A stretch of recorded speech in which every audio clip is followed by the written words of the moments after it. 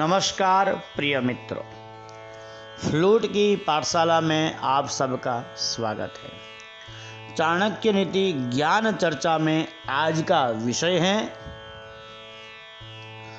मनुष्य देह को, इस मनुष्य जन्म को कैसे सफल कहा जाए, माना जाए, किस प्रकार यह मनुष्य जन्म सफल होगा, जानने के लिए आज का श्लोक आपके सामने है। पढ़े, सुने और समझे। धर्मार्थ काम मोक्षाणाम यस्यैकोपि न विद्यते जन्म जन्मनि मर्त्येषु मरणम तस्य केवलम।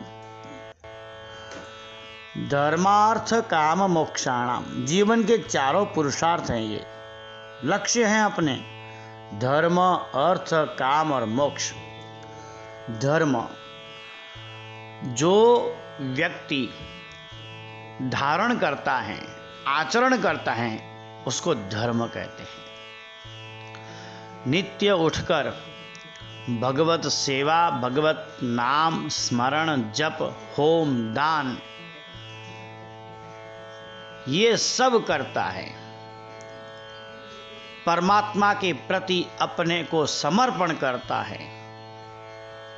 यह धर्म नित्य करना चाहिए। धार्मिक कृत्य नित्य करने चाहिए। मनुष्य अपने दैनिक चर्या में भी यह चारों पुरुषार्थ करता है। समझिए आप, सुबह उठते ही मनुष्य भगवत का नाम स्मरण और नित्य अर्चन करता है। धर्म का काम हुआ प्रथम। उसके बाद उसकी दिनचर्या में वह ऑफिस या कहीं बिजनेस करने के लिए, व्यापार के लिए अपने दुकान, ऑफिस या कहीं फैक्ट्री में जाता है, तो उसका अर्थोपार्जन का कार्य हुआ। दूसरा काम अर्थोपार्जन का।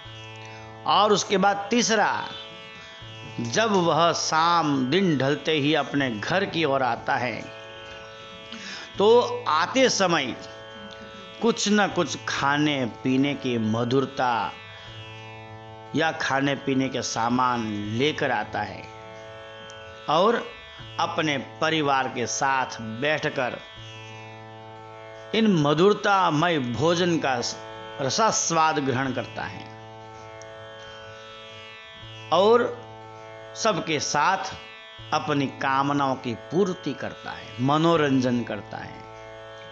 इस प्रकार तीसरा काम यह भी पूरा होता है। और रात ढलते ही, रात होते ही वह चिर निद्रा में सो जाता है, जैसे मानो मृत्यु की गोद में सो गया हो, मोक्ष की तरह प्रयाण कर लिया हो। वह निद्रा अवस्था में लीन हो जाता है। इस प्रकार मनुष्य पूरे दिन में चारों पुरुषार्थ करता है। और ये एक दिन में चारों पुरुषार्थ करता है, तो फिर मनुष्य के जीवन में चारों पुरुषार्थ होने ही चाहिए। मनुष्य नित्य अपने जीवन में देव सेवा, अर्चन और धर्म का उपार्जन करे। उसके बाद दूसरा लक्ष्य उस धर्म से ही,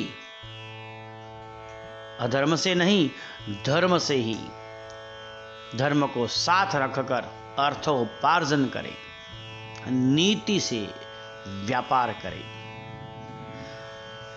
व्यापार के बाद अपनी कामनाओं की पूर्ति के लिए अर्थ व्यय करे और सारी आकांक्षाएं पूर्ण होने पर वह मोक्ष की तरफ प्रयाण करे। जिन व्यक्ति के पास इनमें से कोई पुरुषार्थ नहीं है, उसके पास, जो व्यक्ति ये पुरुषार्थ नहीं करता है, न धर्म के लिए प्रयत्न करता है और न ही अर्थ के लिए,